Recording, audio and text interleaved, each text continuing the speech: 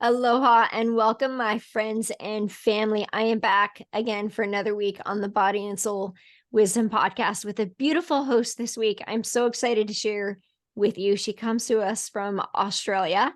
You may remember another lovely guest I had on the show, Ray Hyde with Chiron Consulting. And I can thank her for the lovely connection that I have with this week's guest.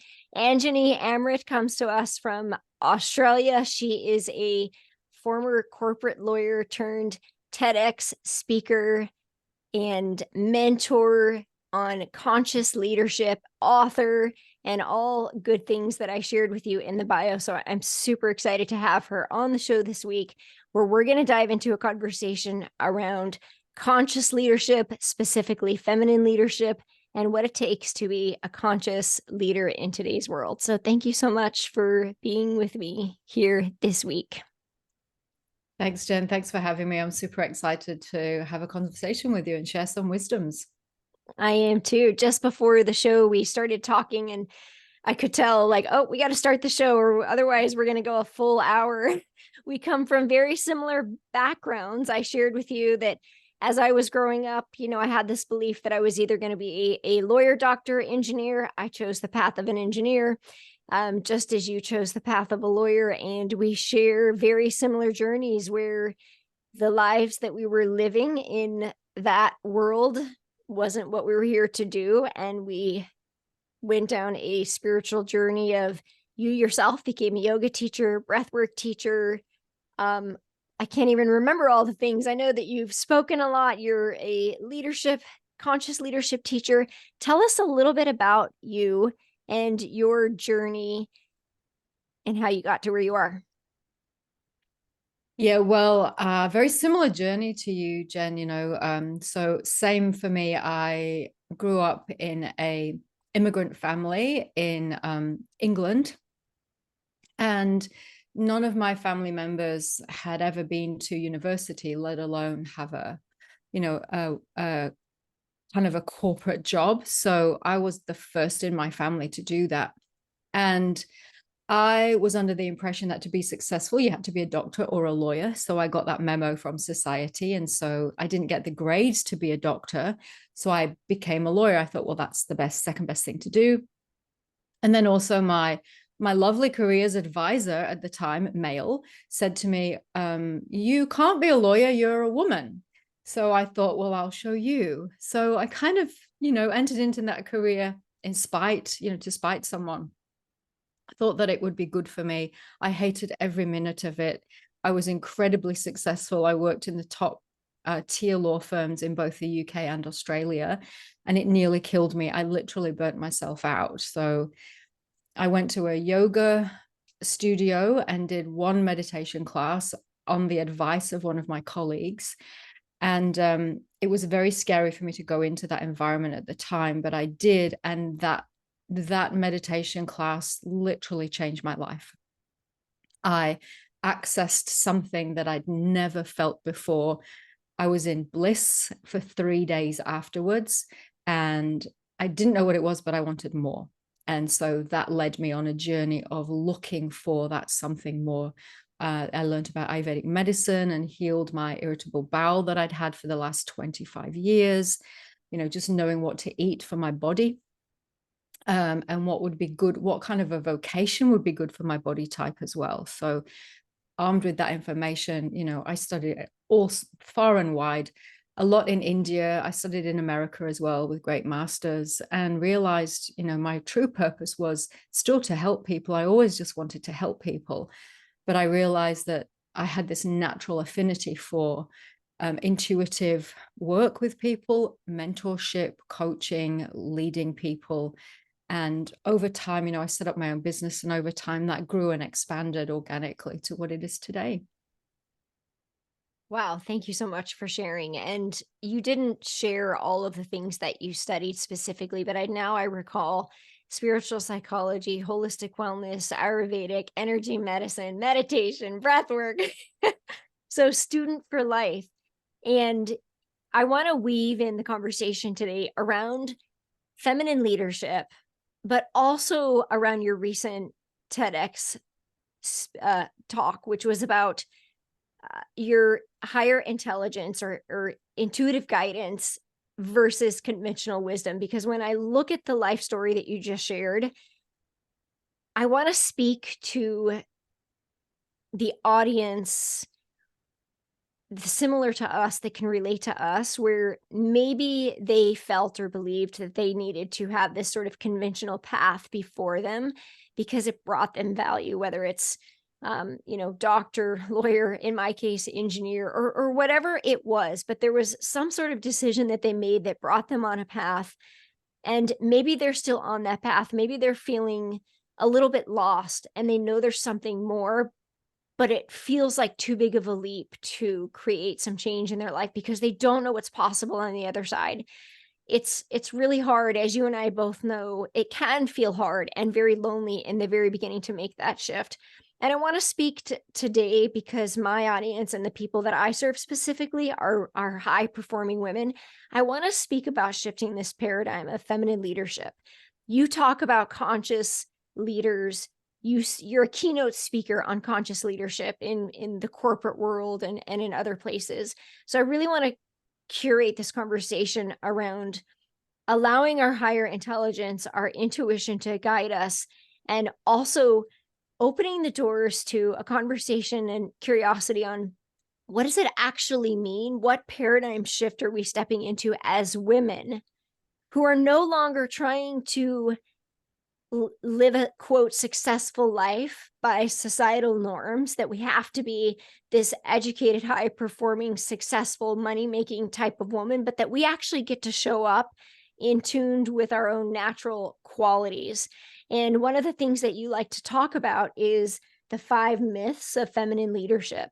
So when I hear your story, I know that this is going to speak to women out there. I know that there are women that are working, whether it's corporate or whether they have their own business or they're working in ways, or if they're, I myself was also in the military, whether they're working in ways that might be out of alignment with their natural state of intuition and wisdom. So can we dive into that conversation and tell me a little bit about what did you learn? Let's just start the conversation of, like, you said you went to this meditation class, you're a corporate lawyer. When I look at your story, you always wanted to be in service and you were doing it through law. Walk us through a little bit about what you started to notice that wasn't working for you as a corporate lawyer, and how that shift and created the foundation for what you're doing now. I would say that what I started to notice was that I had been leading my life with one aspect of my intelligence, and that was logic. My rational, logical brain, which had been trained and drilled like I was in the military to become a lawyer. It's very rigorous training of the intellect. And if you think about, anyone's education, what does it train? It trains our intellect. But following that meditation, I had an understanding and a realization, and actually a personal experience of something other than my logical, rational mind that I couldn't at the time explain. I didn't know what it was. I just knew that I could see things, and I knew things that I hadn't read in a book, learned from school, learned from university. It was just there. And then I started to have episodes of psychic sight. So I would go in a room and I would hear what people were thinking, and I thought that they'd said it. So I'd say it, and they would be saying, I was just thinking that. So I didn't even realize that this was happening. I didn't know about psychic sight and consciousness and spirituality. I grew up in Yorkshire. The only spirit you have in Yorkshire is a glass of wine or a pint of beer. So all of that was very new to me. It terrified me, and at the same time, it excited me because it started answering a lot of the questions that I'd always been asking and never got good answers for. Who am I? Why am I here? Kind of the deep answer questions. So that's how it started for me. And as I tapped into more meditation, it started to grow that muscle. If you call it a muscle, I started to grow that muscle of intuition and discovered that actually I'm incredibly psychic, and that intuition is the most natural thing for me, and that in fact that had been switched off as a lawyer. There was no room for it because I was constantly using my logical brain. And that's what women do, particularly at work. We are tuned into our intuition when we're at home with our family, with our kids. We feel everything. We know how our hubbies are feeling. We know how our kids are feeling. We're dialed in. But when we go to work, we unconsciously switch it off. And so it's really important that we understand this and start to deliberately and consciously switch it on, keep it on, and not switch it off. I used to say to myself when I was walking through the door of the palatial office buildings that I worked in, I have to check my soul in now. And I didn't need, this was before anything. It's how I felt.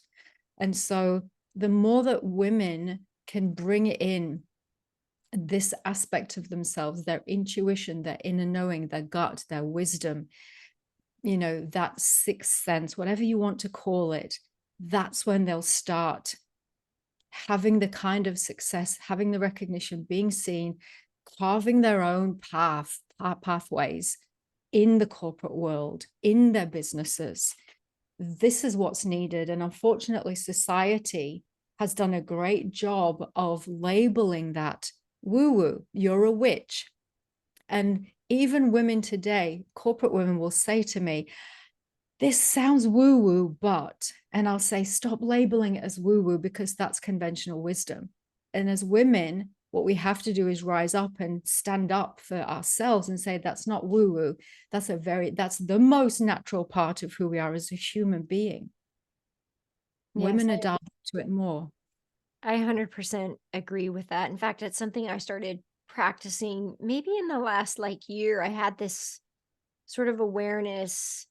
I went I'd been all in deep in my spiritual journey for probably maybe 7 years, and started, I don't know if you had this experience, but we're in it. It starts to become so much more natural that it's not a journey anymore. We just embody and it's who we are, and it's not separate from us.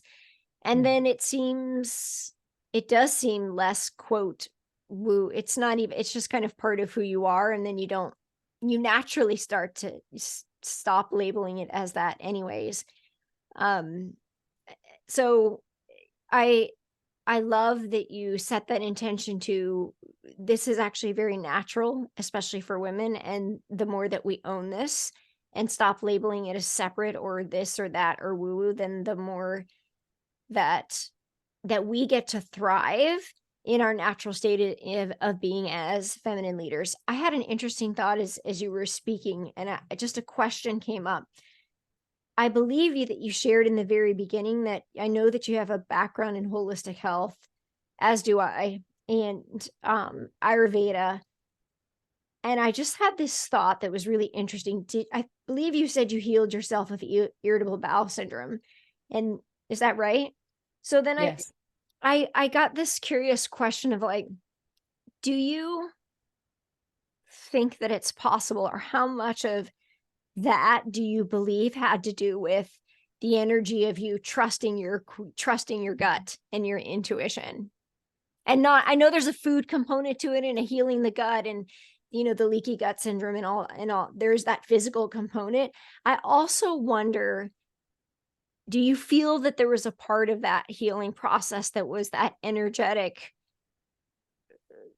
integration of you learning to, because we always say trusting your gut, right? And how interesting is it to have this physical sort of ailment in the body representing in some way maybe this disconnection of intuition and trusting our gut? Do you feel that that was part of it? Oh, 100%. I mean, every part of the healing process goes towards bringing a confirmation to you that you're on the right track. There's the green lights or there's the red lights. And in law, I was getting red lights, red lights, red lights. I was on the outside successful, but very miserable inside and very sick inside, emotionally, mentally, and physically. So when the healing started to happen, when the physical healing started to happen, of course, it piqued my interest. I was like, wow, this is amazing. I need to share this with people. People need to see that it's a science. People don't get that. People think, or a lot of people will think, that holistic medicine is, again, something that you do on the side. It's fringy, but actually it's more in depth than our science and allopathic medicines go. It's way more in depth because it looks at the whole person. And to heal, we have to heal our mind, we have to heal our emotional body, then the physical body will heal. And firstly, we have to heal our soul. We have to heal our energy body, because all disease begins as a blockage of energy. And so that's why yoga and Ayurveda talk about, it's literally what they are manuals. They're just user manuals to recreate the environment in which our physical health can thrive, our mental health and emotional health can thrive. So as I started learning about these sciences, they are a science, then applying this science to myself as a guinea pig, I could then stand firmly behind it. I am quite skeptical. I'm discerning, not skeptical. I'm very discerning, and I've got, a bit of a radar about what is going to work and what doesn't work. And so, yeah, of course, it really affirmed it and confirmed it for me that these ancient wisdoms really work, and not just to get physically well, but we learn so much about ourselves. And that's really the key. Illness is just there to learn something about yourself, to go deeper, to dive into your own wisdom. Without our problems and our issues, we don't search further. We just bob along. So true.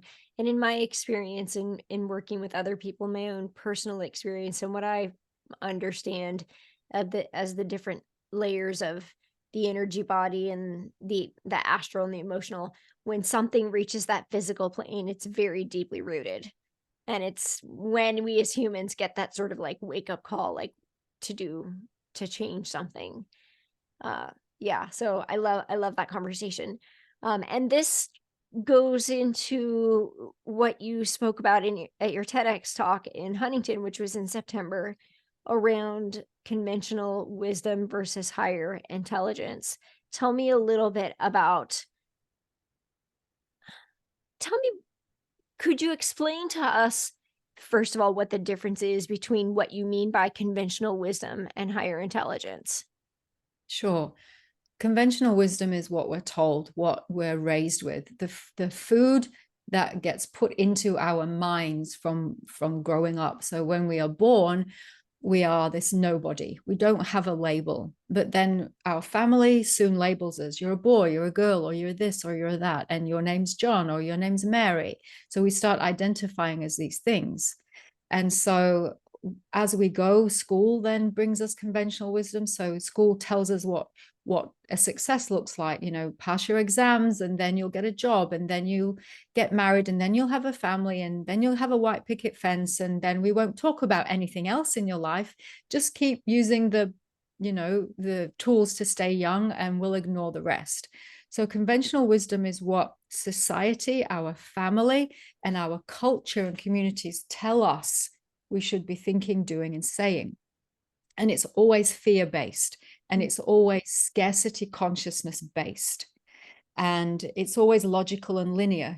I need the 5 steps to figure out my purpose. Well, there aren't 5 steps, I'm sorry to tell you. That's marketing spiel for people. There aren't any 5 steps. It's a journey of evolution and discovery that is unique. You can have frameworks that have 5 steps, sure, but the real juice comes from when you discover more things about yourself. So conventional wisdom tells us what to think and say and do, whereas higher intelligence comes from within. It's this innate wisdom, and it's like an inner guidance system. And all we have to do is stop doing the things that prevent us from hearing it. So what are those things? Leading a busy Western societal life, running around with your earplugs in, your ear pods, going for a walk in nature with the ear pods. I mean, I just see it everywhere now. And whoever I speak to, I'm listening to a podcast. Great, listen to a podcast. But when are you having some downtime to just look up at the sky and think and, tap in and contemplate life? Because that's where your inner wisdom, that's your higher intelligence. That's when you can tap into your higher intelligence. From a yogic perspective, it's called the chitta consciousness, or the cosmic mind. And what it is it's an unlimited, infinite wisdom that is, if you imagine like a matrix of consciousness that is there for the whole of humanity, we can tap into that at any time. So we can know, if you're really still, if your mind's really still, you can know that there is a war going on in another country. You don't need to look on the internet to find that out. You just know, you will feel it. An example is of a higher intelligence is, I was once doing a Pilates class. I was in it, I was sweating, it was in the middle, I was fully into it. And all of a sudden, my legs buckled underneath me and I dropped to the floor, crying my eyes out. I was sobbing. And I was like, what is going on with me? I had to leave the class. I was shaking all over. And as soon as I left the class, I saw my phone was ringing. I received a call. It was one of my very good friends. Her daughter had just committed suicide. I didn't know that, but my body, my higher intelligence told me, because of my connection with her. That's higher intelligence. No app on your phone is ever going to be able to tell you that. No AI is ever going to be able to tell you that. Higher intelligence is the connection that we have to everyone and everything, because that's the truth. We are all interconnected. And all we have to do is dial into that web. What I'm really taking away from what you shared, and I couldn't agree more, is this, I'll put it into my own words, but busyness is really the biggest disease that we're suffering from right now. And Yes. it's because it's keeping us from our truth. It's keeping us from presence, from intuition, and from being connected to a higher power, to one another, to source, to truth, to the present moment. And it's making us ill. It's making us sick. I know from my background, leaving corporate, going into first, after having a near-death experience and pregnancy-induced liver failure, I went in, there's a whole story behind that, right? Like that's some deep stuff right there. But I went into holistic health and then detoxification on my own journey, and supported other women through it. And then realized that I could eat as healthy as I wanted. Literally, I became very clairaudient. I needed to heal my spirit. Then went the path of yoga and meditation and breath work, and then went even deeper into energy work and reprogramming the subconscious. And I went on my own multi-level layer of healing. And that's how I continue to serve my clients as well. And, the one thing that if anybody were to ask me through all the years of coaching women and my own journey, what did I learn? What did I see from other people and in myself? One is that if they don't know a higher power, then they will always feel disconnected, and there will be some sort of ailment in the body, physically, mentally, spiritually, emotionally. And the second one is that the busyness is our biggest distraction from living our truth and living well. And it's this, and this will be the gateway into the conversation around feminine leadership, because what do you see is, so if we say that busyness is keeping us from accessing our intuition, that higher intelligence, what does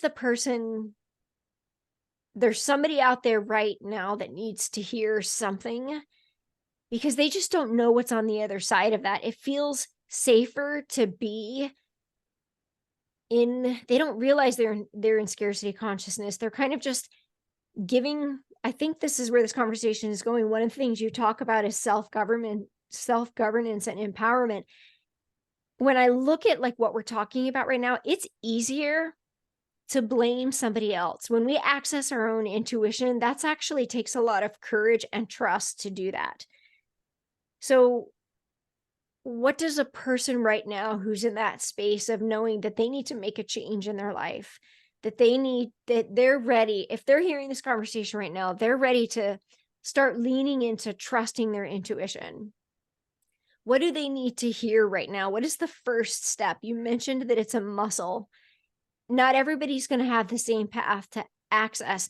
For me, it was a near death experience. For you, it was a meditation. I want people to know that their journey to access this can look different. It doesn't have to look a certain way. What do you think they need to hear right now in order to take that next step to continue on that path of leaning into learning to trust their intuition, their inner guidance system, their higher intelligence? Because there can be some fear around that. So what do you think that person needs to hear right now? There's always fear around it because it's the scariest, most terrifying thing to swim the other way when all the fish are going left and you decide to go right. It's the most terrifying thing. What is it terrifying to? Our ego self. What is our ego self? It is a bundle of conventional wisdom. It is not who we really are. So the simplest way to walk towards this is safely and gently is to spend time. I say it in my TED talk, stop, pause, do something different. Put your phone down for half an hour a day and meditate, or don't even meditate, just go and sit in nature without your earbuds, without something pumping more conventional wisdom into your brain, and sit there and just observe the ants walking, watch the wind moving the trees, because that's when, it's like that eureka moment, the apple fell off the tree, hit him on the head, and boom, we now know about the universe a little bit more. Scientists do this all the time. They spend time contemplating life.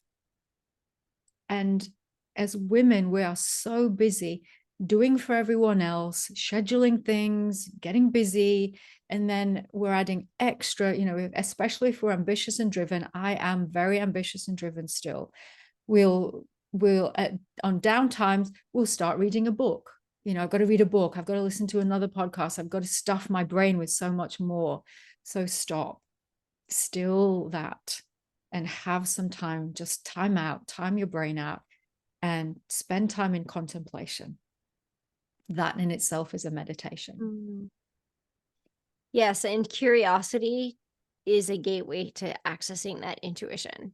It's that space of openness and non-judgment. That place of contemplation is a place that we get to access that higher intelligence, and we get to work that muscle by being in that space. Yes, because absolutely, because if you're contemplating life, you're saying, well, what is there that I'm missing here? So you're starting to ask the right questions. It's all about the quality of questions you ask. If you're asking yourself, what's going to make me more money, you'll get an answer that will make you more money, but won't get you on the path towards who you are and what you're really here for. But if you ask a question like, why am I here?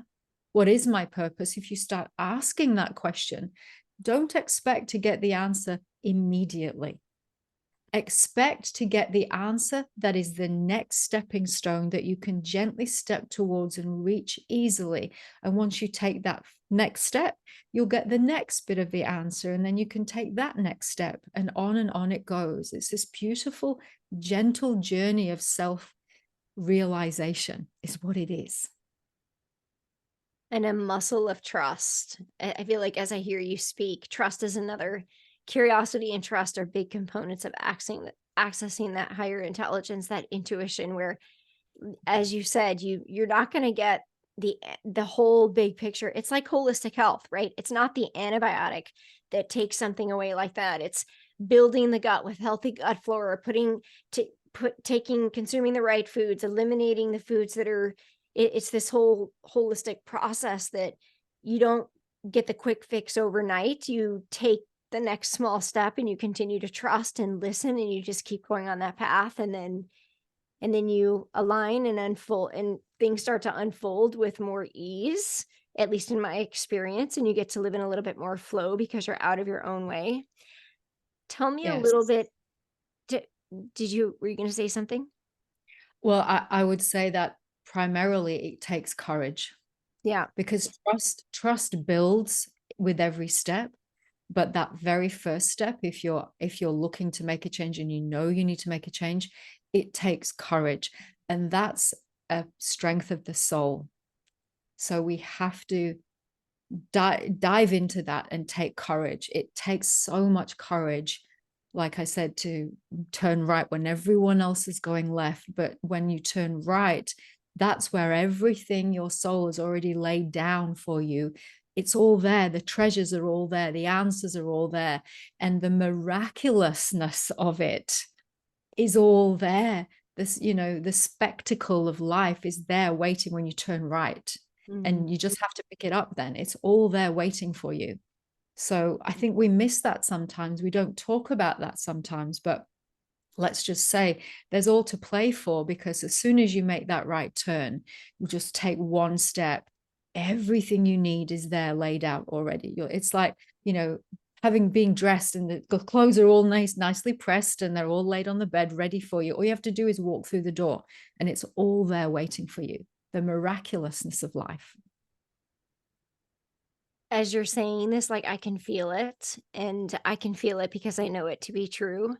And I know that you and I want this for everyone, because we know, like, we've been there, we've done that. And it's not that every step of the way was easy, but that courage to continue on that path, that deeper courage and level of trust when you can't see it, you don't even know if you made the right decision, but you can feel it, but you don't see it, but you just keep going.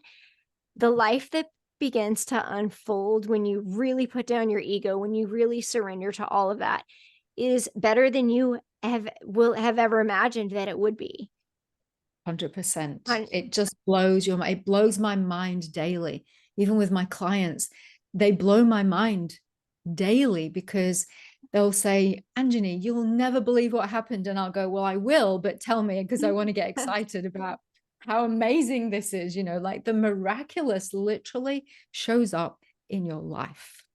Yeah, I know. And I want that for everyone. And at the same time, it's their journey and they get to choose to take it. But what I will say about the courage piece is this is where it really helps to have somebody in your corner.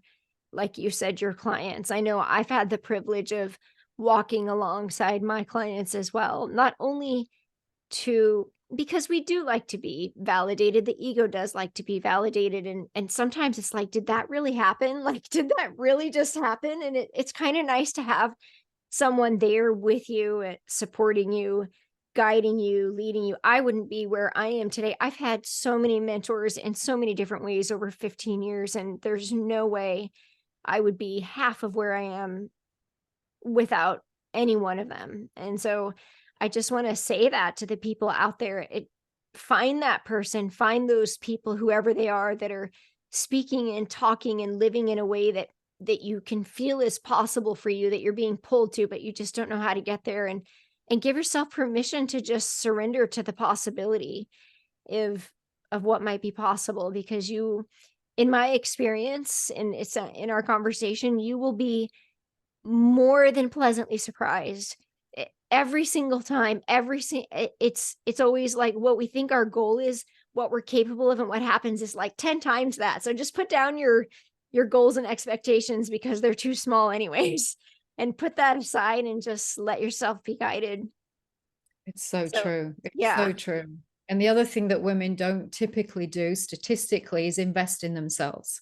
And Mm, so women statistically won't invest in a mentor or a coach or a healer or anything, because it's just not done. It's not part of our culture to do that. It's the men that invest in themselves and the women take the back seat. They're the caregivers, right? So it's important that women get over that conventional wisdom and start investing in themselves, because that's when they really take that fast track towards where they will be really happy and satisfied and fulfilled. And like you said, you wouldn't have been where you were. I wouldn't be where I am today without all of the amazing teachers, the masters, the yogis, the mentors that I've had in my life and still have in my life, because this is not a single sport. Yeah. It's like tennis. You need someone else to play with you. Otherwise, you're going round in circles. And not only for ourselves, but when we choose to be supported and shift within ourselves, we shift the collective consciousness, which is Exactly. that deeper level of service that we all intuitively deep down, especially as women, want to be a part of. And it's a way that we get to show up and serve without even over giving, because we're just resourcing ourselves from the inside out first. You've mentioned a couple things. We've mentioned busyness and overdoing. We've mentioned not listening to our intuition. You've mentioned um, the my brain just stopped for a second. It's late at night here. What was the last one we just said? Not investing in ourselves. And I'm curious if there's anything that we missed about turning this conversation to focus on the 5 myths of feminine leadership. I'm really love the conversation around conscious feminine leadership. I think this is a great platform for us, you being a former lawyer, me being a former engineer, both of us working in very male dominated environments, very high performing, where I'm guessing for you, as it was for me, it was comfortable to be high performing, but it was also not the truth of who we are. My body ended up having a breakdown, and I had a near death experience because I thought I could do all those things while I was pregnant, and literally live like a man and lead and work like one while I was trying to create a baby. And my God had other plans for me, and my body just completely shut down. I was like, okay, alter your life course. What do you believe from where you're standing? What do you teach and believe about the 5 myths of feminine leadership, where we are and where we're going? I think that where we are is a quantum leap from where we have been. But having said that, if you look at the corporate world, nothing much has changed. There's a lot of flowery language that has come in. A lot of talk about being your best version self and bringing your whole self to work and feminine leadership power. But the real shift will come when women turn inward and start to trust their intuition and bring that to their workplaces, to what they do at work. And I'll give you a practical example. So while I was still lawyering and studying all of this other stuff, I started to bring my intuition to my legal clients, and I would bring the spiritual wisdom to their cases. So they'd say, I want to bring this litigation against this person, or I want to do this deal, or someone's trying to get my trademark. And I would say, okay, can we look at it karmically as well? And they'd be like, what? And so I'd start to teach them about, well, forgiveness and understanding and reconciliation and these things. And those are the key things that as women, it's only going to be women and some men, but mainly women, who are going to bring these qualities of feminine leadership, conscious feminine leadership, into the corporate world, because we are natural caregivers. So making things, the virtues like forgiveness, reconciliation, understanding, collaboration, connectivity, those kinds of qualities and traits need to be brought into the corporate world. And it's women who are going to be doing that. And women need to be able to confidently bring that into their workplaces by having conversations about it, to start with their fellow women, in their corporate offices, and making it more mainstream, talking about it more, bringing those subjects more into their working days, so that it's top of mind, it's front of mind, rather than, oh, I forgot today, because I got busy typing on my laptop. If we start bringing these conversations more into the corporate world and backing other women if they bring that forth into a conversation in a meeting or whatever, backing them up. If you're in a leadership position as a woman, then bring the other women up to that, bring them in, talk about it. These are the important things. It's the individual that's going to make the difference, not any legislation. Trust me, I'm a lawyer. It's not going to happen. Government are never going to legislate this, because when women are connected to their intuition, they are powerful. When they're connected to their logic and rational mind, they are disempowered. We are disempowered. And so we have to empower ourselves, because I can tell you, no one's wanting us to be empowered. They just don't want it, because that would mean that they lose control. And so we have to take this into our own hands and empower ourselves first, and then we can make the changes that we want to see. And women want to make change. They want to make a difference at work. They don't want to turn up for a paycheck. It's not what gets us off. It's seeing radical change for the world. That's what we're looking for as women. And that's the only time we're going to feel fulfilled, when we're playing our part in that. Yeah, I agree. 100%. It's so lovely to hear other people that are on the same page. And I'm so grateful for the books that you've written, the talks that you've done, that you're out there spreading this message, that you're giving permission to these women. I feel these women are my clients. I tend to attract these really high performing women, and I feel like they need this permission. I feel like it feels vulnerable for them too, because I like to call it like our glamorous survivor strategies, because it's really hard to see that they're not serving us, because on the outside, like you shared, they're making the money, they're successful, and maybe it even looks like their marriage is successful or their kids are successful, but on the inside they're like dying on the inside. And that was me almost 20 years ago. Before I had that near-death experience, when I was working corporate, it looked great on the outside, and on the inside, I wasn't aligned. I speak to it as how I saw it, how I was shown the vision was that the energy of my physical body was so in disharmony with the soul energy that I was supposed to be aligning to. And then when my daughter's soul energy was trying to come into my body, I was so out of alignment. She like couldn't come in, and my body like shut down, and she was 2 months early, and that was the story, and that's how everything changed. But it was really this, like, I was so out of alignment and in disharmony, and not living my truth. I was literally had this belief that I could do everything a man could do and have babies. And how funny is it? Not funny that I said that. And the thing that almost took my life was becoming a mother while trying to live in a masculine world. So I'm very passionate about this, giving women permission to really step into this paradigm shift of being a leader. Some of the words that I like to use, I did a podcast and writing a book on the qualities of feminine leadership, and it's feminine leaders have spark. The S is for sovereignty, the P is for prosperity, the A is for alignment, the R is for being resourced, and the K is for being creative and connected. Because what I've noticed is that we've, like you said, living in alignment with this conventional wisdom to what we think we have to be, even how we think we're supposed to look, how we're supposed to dress. It's just too much.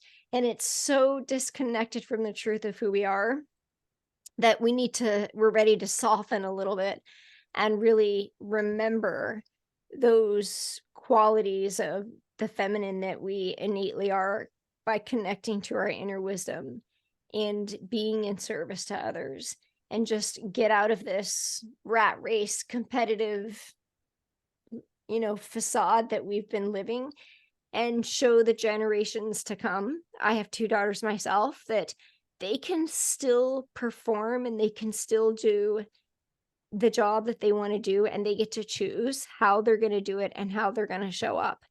And I like to think of like a well or a spring that is coming from the earth and resourced from the inside out. And when we give in service from a place of overflowing, then it creates a bigger impact in the world. And I know that's one of the things that you like to talk about, as well as our purpose and how it affects social impact in the world.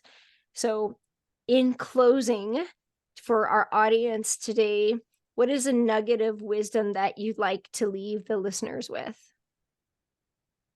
I'd like to say that we have now entered into a new collective conscious paradigm in the Aquarian age. And because of that, we are no longer going to get away with coasting. We are going to get more and more of us are going to get the wake up call. And whether that's the D's, the divorce, the drama, the disease, the disruption, whatever it is in your life, that is your wake up call. And I urge your listeners to not wait for the wake up call. Often we wait until we get the wake up call. I know you and I did, but we are here to say to them, don't wait for the wake up call. We are not going to be allowed to continue doing life like a robot, like a zombie, like a man anymore. All women are being required to start to connect to our own wisdom, our intuition, start to trust it and courageously listen to it and act upon it, and get people, who can champion your course around you, because you will flourish. The only thing that will happen is you will flourish, and you will become healthy, and you'll become happy, and you will become joyful. And that's what we all want. That's what we're looking for anyway. The irony is, if we just take that right turn, everything will come that you're wanting, and even more, like you said, even more that you don't even realize you want right now. It's quite miraculous. So stop coasting and take one step, just one step today. Yeah, I love that. And I haven't heard that before, the D's, but it's so, I always think of it in terms of like health, money, and love. But you said divorce, drama, disruption, and disease. And I just want to second you on that. Don't wait for the wake up call. And most people's natural instinct is to think that it won't happen to them. And maybe you'll get lucky and maybe it won't, but maybe it'll be your best friend or somebody around you. Maybe you're hearing this for them. It, but maybe it will, or maybe maybe it'll be in a different time. Or think about the example that you're setting also for your kids. Maybe it's not you, but it's for them. It's your choices are so much bigger than you. And uh the wake up calls, the Big Mac truck, they hurt. And that is where resiliency and courage come in big time. So if you're going down that path, absolutely find yourself some support, someone like Anjani. And I always want to say that, put the French flair on it, probably because I've been in Brazil for 3 weeks. I was trying to learn Portuguese. And so I'm speaking a little differently now, but finding somebody who's been through it, and mentor that can soften that experience and guide you and help you and support you. Thank you so much for your time. What do you have coming up next? What's new for you? Are you traveling and speaking more, writing another book? What are you doing? Both of those. So I'm writing. I just finished writing, and it's now waiting for publishing a Hay House book. So Hay House are publishing my third book, which was I can't tell you the title, but it's about the 9 realizations to awakening our truth and to be, living a fulfilling, successful life.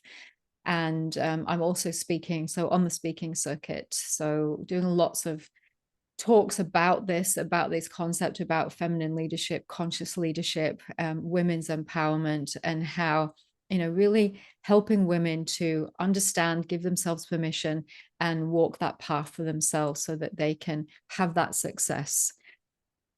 Where can we find out more about where you're speaking and your books and things like that?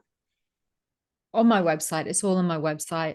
I'm on all the socials as well. So feel free. There's lots of free resources on my LinkedIn page, on my Instagram page, on my website, lots and lots of free resources. I also offer a private Facebook group community. It's completely free. So if you want support from someone who has been through this process, there's no cost whatsoever. It's a private Facebook group. It's called Inner Sanctum. You can go and Google that and request to join. And that is my service to the world. That is how I offer my service to whoever wants to have that mentorship in a way that's easy. If you're looking to start on your journey, just jump into that and get all the juicy stuff from there. Wonderful. Thank you so much, Anjani, for your time. And I know we're traveling through many, many time zones here. Are you on the western coast of Australia? I'm on the East Coast. Okay, you're on the eastern coast. So I know you're like, it's Friday for you and Thursday night for us. So thank you so much for joining in. And we'll certainly drop all of your social links and even the link to your TEDx talk as well, which I know I have a copy of. And yeah, just look forward to connecting with you again and maybe having you back. I loved our conversation today. So thank you for being on the show. Thank you so much for having me. It's been a joy. Awesome. And thank you so much to everybody for joining in for another week. Aloha, and we'll see you next week.